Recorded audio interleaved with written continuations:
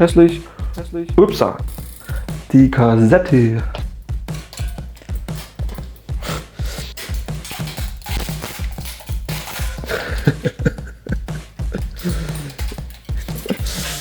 Wahnsinn. Jetzt hätte er schön in der Sonne gegart. Aber das Teil.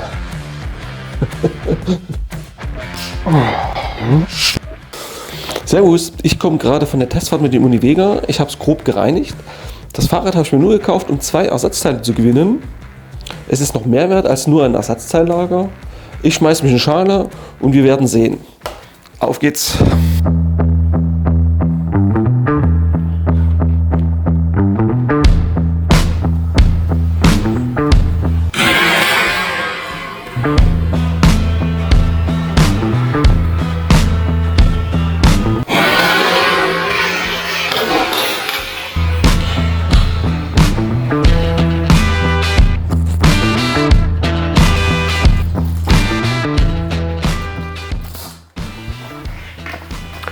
Was haltet ihr eigentlich vom Speichenschutz? Ich mag das Ding gar nicht, ich finde ihn optisch hässlich, er macht oft Geräusche, wenn er älter ist, schlappert rum.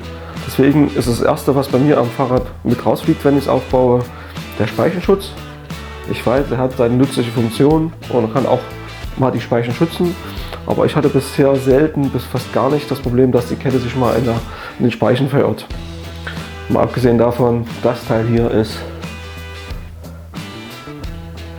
völlig am Ende.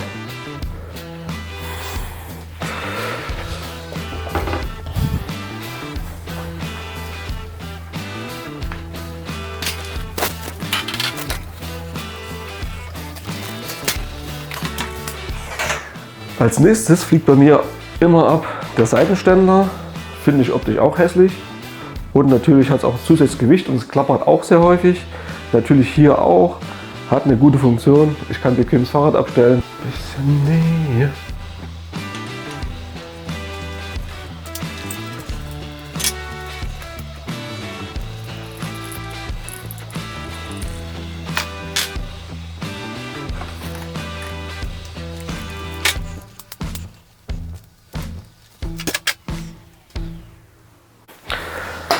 Als nächstes geht es den Kurbeln an den Kragen.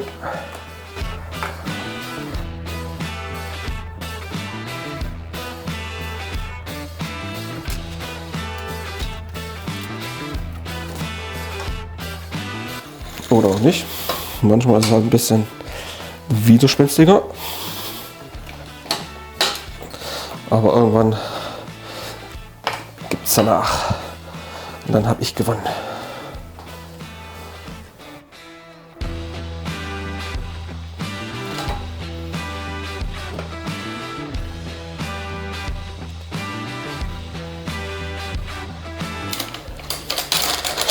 So, Nummer uno.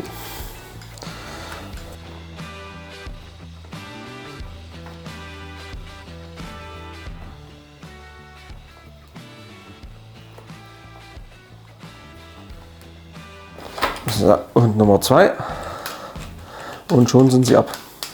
Jetzt habe ich genau die Komponenten abgebaut, die ich haben wollte. Ging sehr schnell. Das heißt, ich habe hier einmal 2 weiße Kurbeln, was wirklich selten ist. Das ist eine coole Sache. Und ich habe auch genial weiße Laufräder.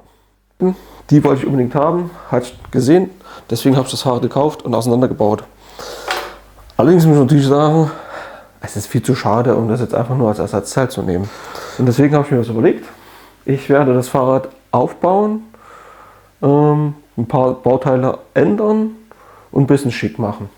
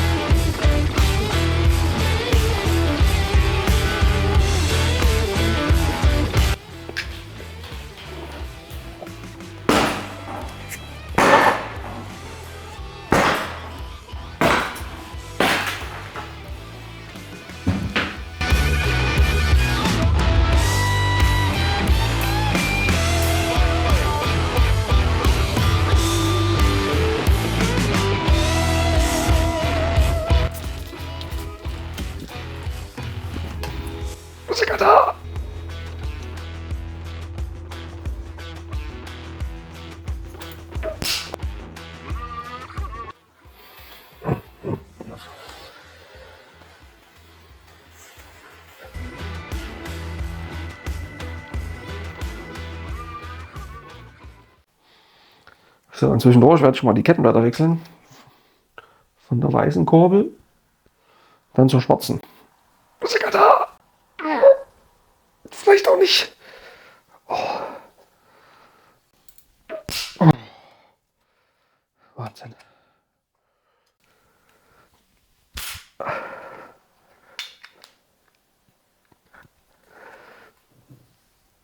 Oh.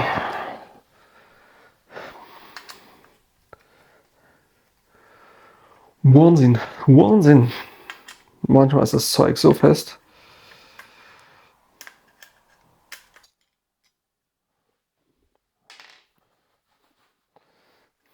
Tada. Nun habe ich die Kurbel auch einzeln in weiß. Für ein nächstes Projekt. Und wie es öfters beim Basteln ist, die Kettenblätter passen natürlich nicht auf das Shimano, weil ich habe hier nämlich einmal vom Weißen abgebaut von Santur. Das große Kettenblatt passt, das ist kein Thema, das kriege ich hier drauf. Aber die kleinen Kettenblätter sind hier zusammen und das ist bei Shimano nicht, die sind einzeln. Also werde ich mir mal wieder eine andere Kurbel nehmen und ein bisschen was zusammenfixen. Und nun die dritte Variante. Ich habe noch eine andere Kurbelgarnitur rumkullern. Ich werde mal die probieren. Die passt von den 10 ungefähr, die ist etwas größer, 42 sind es bei dem alten. Und hier ist es eine 44er als großes Kettenblatt. Aber sollte funktionieren, das kriege ich eingestellt. Werde schon mal testen.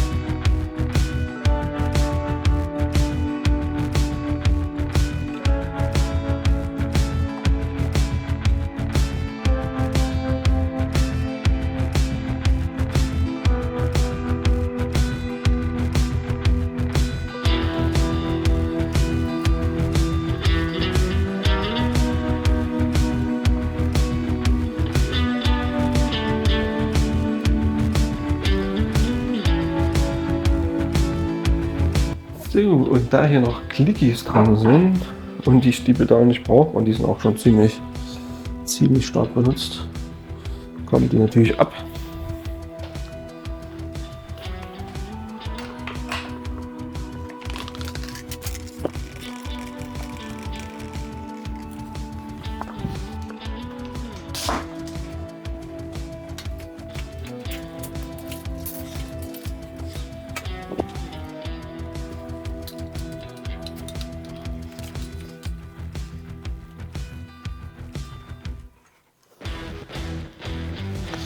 Das ja noch ein bisschen festmache.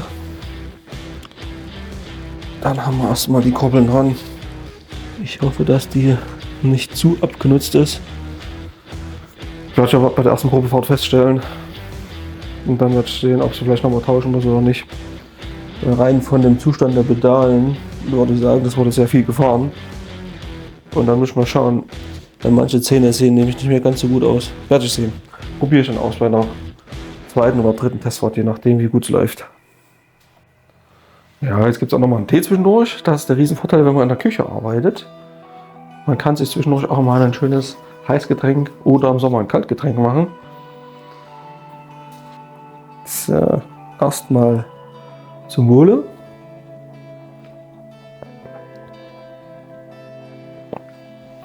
Ja, wunderbar. Ich wollte eigentlich diese Dart 2 Federgabel von RockShox einbauen. Problem ist, der Gabelschaft ist etwas zu kurz. Es würde zwar jetzt gerade so passen, aber da wir einen sehr großen Rahmen haben, will ich das so nicht verbauen. Das heißt, wird ja meistens ein größerer Fahrer fahren. Das wäre dann sehr, naja, gelinde gesagt, unbequem. Ich habe halt noch eine andere Federgabel. Eine RockShox U-Turn. Vorteil von dieser ist, beziehungsweise mehrere Vorteile. Erstens ist es eine Luftfedergabel. Luft-Öl-Federgabel, die ist deutlich leichter vom Gewicht her als die anderen, fahren sich wesentlich smoother. Und dieses U-Turn bedeutet, ich kann hier oben über eine Stellschraube den Federweg verändern.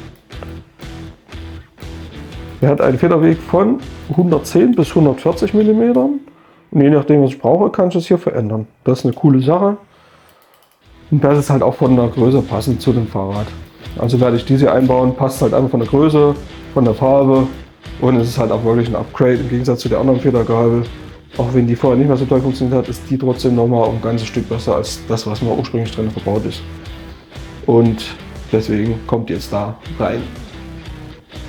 Aber als erstes brauche ich erstmal den Gabelkonus von der alten Gabel. Das ist dieser hier. Der muss erstmal runter, weil den brauche ich dann oben für den Steuersatz für das andere. Weil sonst passt das nicht.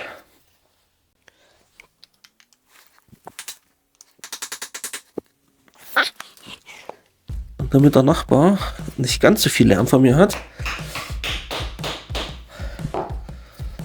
mache ich das nur am Tag und lege mir noch ein Handtuch runter, dann wird es ein bisschen gedämpft. So.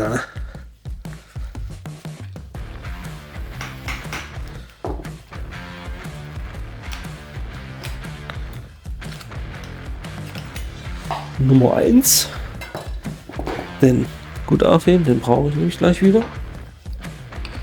Und dann muss der natürlich hier auch wieder fest drauf.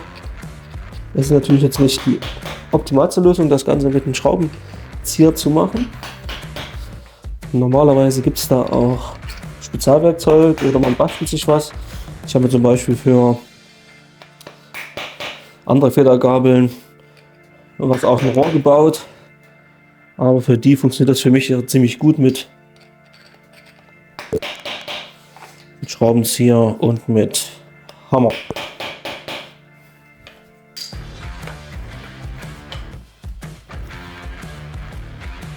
So, noch ein Stückchen und dann ist das Ding auch da, wo es hingehört.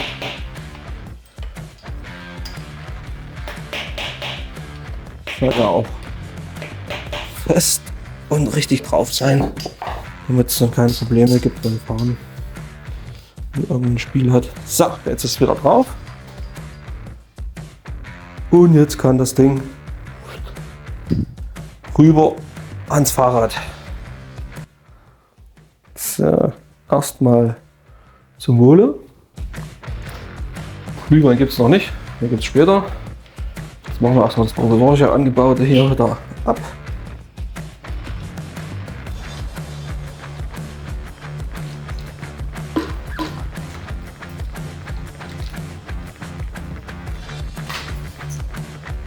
So, jetzt kommt erstmal die Federgabel rein. Wichtig ist erstmal einfetten, einölen, was beim Fahrrad immer wichtig ist.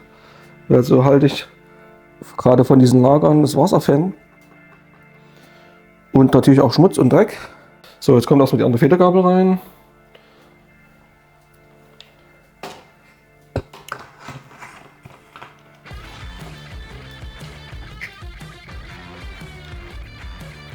Alles schön oben drauf. Die Spacer.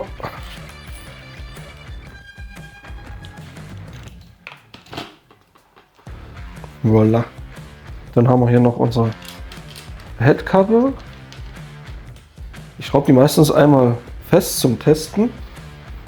Ganz am Anfang. Damit ich weiß, okay, passt das jetzt so? Bewegt sich denn der Lenker noch oder halt nicht? Weil manchmal ist es dann, wenn das von der Länge nicht passt oder irgendwas zu fest, zu locker ist. Hier zum Beispiel sollte es halt kein Spiel haben. Da kann man mal testen. Ne? Hier oben auch kein Spiel im Steuersatz und hier ist in dem Fall, es bewegt sich halt ordentlich leicht. Das ist ganz, ganz wichtig. Natürlich mache ich es auch fest, damit es nicht gleich unten wieder rausfällt und Lärm macht oder irgendwas kaputt geht. Das ist ja auch ganz wichtig. Und jetzt ist eigentlich auch der Grund, warum ich den Rahmen nicht putze, ganz am Anfang, sondern erst ein bisschen später, spätestens nach der Gabel oder nach dem Einbau von den Antriebskomponenten. Man hat halt unglaublich fettige, ölige Handschuhe, Finger, man macht den Rahmen wieder dreckig Das mache ich dann meistens dann zum Schluss. Nächstes kommen die Laufräder dran. Da brauche ich erstmal von dem hier die Kassette.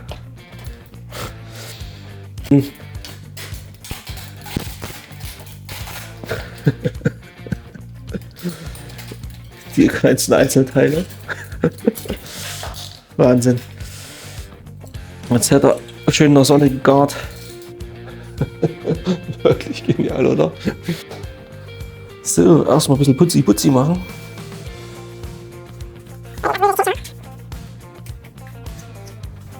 Und jetzt wird der eine oder andere sehen, in welche Richtung die Reise auch noch geht. Was ich noch verändern werde, ist nämlich, ich würde sagen, es hat was mit der Bremse zu tun.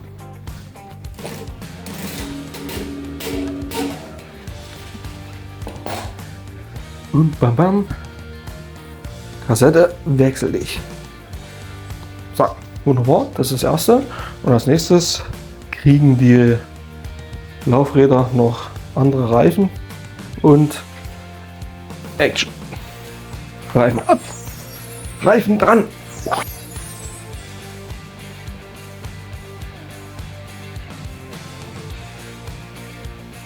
Eine Sache stört mich noch, bevor die Handschuhe in ihren Ruhestand dürfen und bevor ich was Neues anbauen kann. Das ist nämlich das hier. Da wird jetzt der eine oder andere spätestens jetzt wissen, okay, was Neues dran kommt.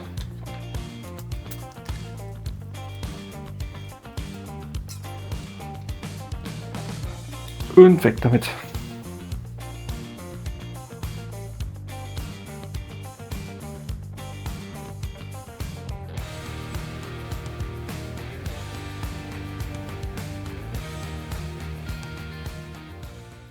Es wird Zeit für die Veränderung. Ich bin im Stimmbruch. Es geht ums Fahrrad. Okay, ich habe hier was ganz Schickes. Passend zum Fahrrad. Rote Bremssättel. Das Geheimnis ist jetzt keins mehr. Das Fahrrad bekommt Scheibenbremsen. Es sind mechanische Scheibenbremsen. Ihr könnt ja mal eure Meinung dazu sagen, was haltet ihr von mechanischen Scheibenbremsen? Ich habe mich hier für die mechanische Scheibenbremse entschieden, da ich hier Kombihebel habe aus Schalt- und Bremshebel.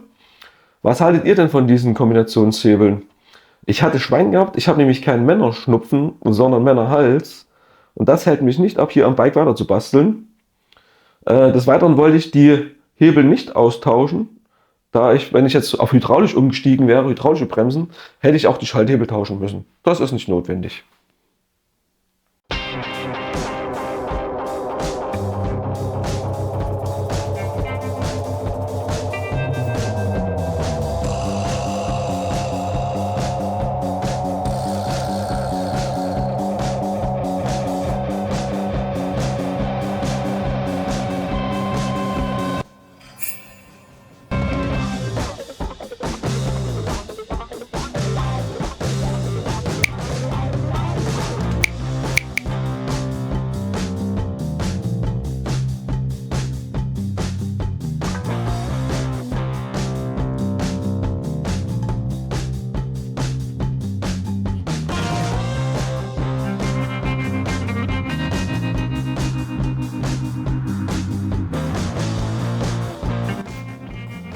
Nun habe ich auch endlich die letzten Bauteile fürs Fahrrad. Hier sind die Pedale drin. Sehen optisch richtig geil aus. Passend auch zur Farbe vom Bike. Wo ich nicht zufrieden bin mit ist Griffe. Die passen gar nicht zu der Farbe. Da werde ich schon mal was anderes bestellen. Und bevor jetzt meine Stimme komplett weg ist, packe ich das Zeug dran. Auf geht's! Irgendwie erinnert mich hier dieses Symbol auf dem Karton, auf der Verpackung, an Transformer. Vielleicht geht es euch auch so. Und woran erkennt man günstige Komponenten? Wenn Zubehör mitgeliefert wird, wie zum Beispiel hier sind gleich ein paar Stifte mit dabei für die Pedalen und sogar das passende Einbauwerkzeug. Echt witzig. Und dann habe ich noch was Cooles bei dem Fahrrad entdeckt. Das steht hinten drauf. Auch mal cooler Slogan. Ride it your way.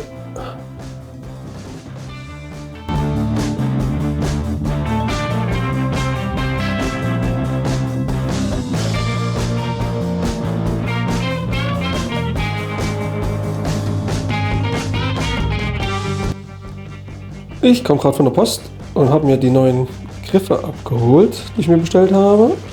Es ist gar nicht mal so einfach, irgendwas metallisch-rotes zu finden, weil alle anderen roten Griffe finde ich jetzt nicht so passend. Die packe ich jetzt dran und somit ist das Fahrrad dann fertig. So, erstmal die alten ab. Manchmal geht es leicht, manchmal geht es schwer. Die gehen leicht. Und ganz leicht Nummer 2.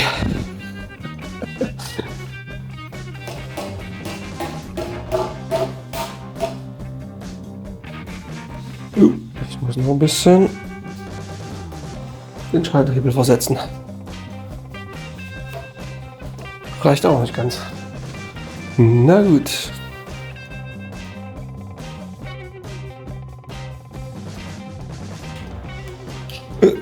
Und wieder stört der Hebel für die Federgabel. Brauchst nix, brauchst immer noch nix. Immer nur im Weg. Und dann gibt es noch die Endkabel.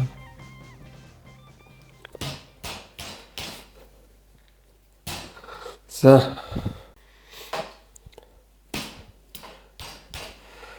So, fertig. Fertig. Ende. Nun ist das Univegal fertig. Ich habe ein bisschen was geändert. Aber halt passend zum Rahmen, weil ich habe hier einen schönen Metallic-Rot mit drinne und das wollte ich halt in den anderen Bauteilen mit beibehalten. Also wir haben einmal die Metallic-roten Pedale, Metallic-rote Bremssättel und ein bisschen Metallic-Rot hier oben im Lenker. Nicht zu viel, passend zu dem Fahrrad, weil hier habe ich ja auch nur ein paar kleine Segmente mit drinne. Auf zum nächsten Projekt. Gibt noch übrigens eine coole Sache und ich habe ein Metallic-rotes Poloshirt angezogen, extra fürs Fahrrad. Werde ich jetzt immer so machen, bei jedem Fahrrad anderes T-Shirt. Ja, hier sind jetzt auch noch die anderen Kurbeln dran, wo ich erst gedacht habe, okay, vielleicht wird das nichts, weil die schon ziemlich gebraucht aussahen, aber sie fahren einwandfrei, ist also kein Thema, muss keine neue oder andere dran gebaut werden. Die weiße Kurbel, die ich hier für die Ersatzteilgewinnung ausgebaut habe, ist übrigens schon in ein anderes Fahrrad verbaut. Und das Projekt, diesen Aufbau werdet ihr auch in einem anderen Video von mir sehen. Immer wieder eine Freude, ein Fahrrad fertig zu sehen.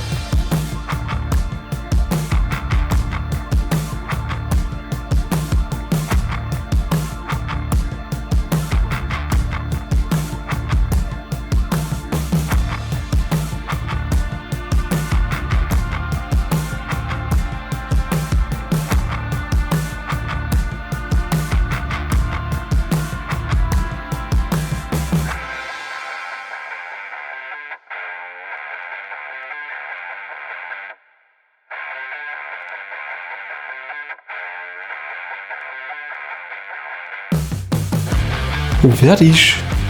Ende. Vielen Dank. Furs Wrangler Kern.